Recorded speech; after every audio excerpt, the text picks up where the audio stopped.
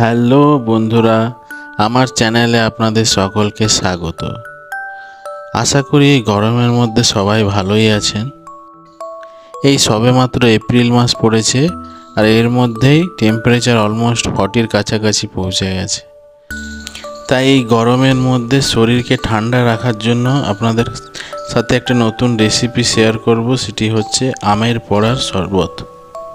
এই গরমের মধ্যে আমের পড়ার শরবত খেলে শরীরে লু লাগার সম্ভাবনা অনেকটাই কমে যায়, তাই আমের পড়া শরবত এই গরমের মধ্যে খাওয়া উচিত। আশা করি সবারই ভালো লাগে এই শরবত খেতে।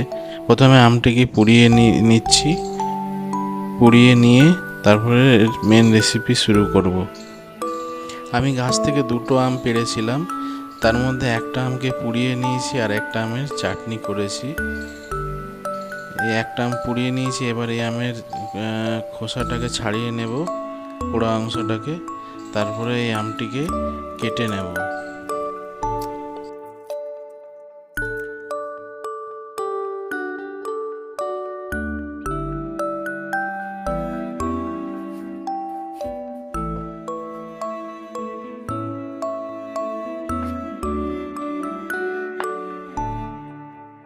তারপরে এই আমটি ছোট ছোট টুকরো করে নেব।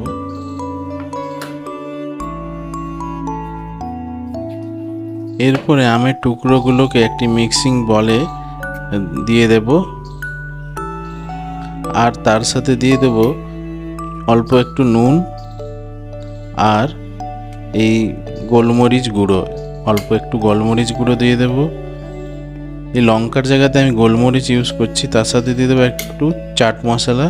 এই চাট মশলার জায়গাতে আপনারা আমচুর পাউডারও দিতে পারেন, তাতেও ভালো লাগবে। আর পুদিনা পাতা যদি থেকে থাকে আপনাদের, তো পুদিনা পাতাও দিতে পারেন। এবার একটু হালকা মিষ্টি করার জন্য একটু তাল মিষ্টি দিয়ে আবার গ্রাইন্ড করে নেব।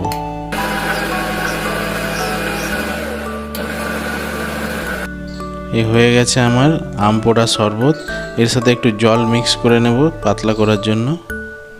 এবার এটা গ্লাসে ঢেলে নিচ্ছি। আমার আম পোড়া শরবত রেডি। আপনারাও এভাবে আম পোড়া শরবত খেতে পারেন গরমের মধ্যে, শরীর ভালোই লাগবে, লু হাওয়া লাগার সম্ভাবনা অনেকটাই কমে যাবে। আশা করি আমার ভিডিওটা ভালো লেগেছে আপনাদের। আর যদি ভালো লেগে থাকে তো চ্যানেলটিকে অবশ্যই সাবস্ক্রাইব করে নেবেন। Tata, bye bye.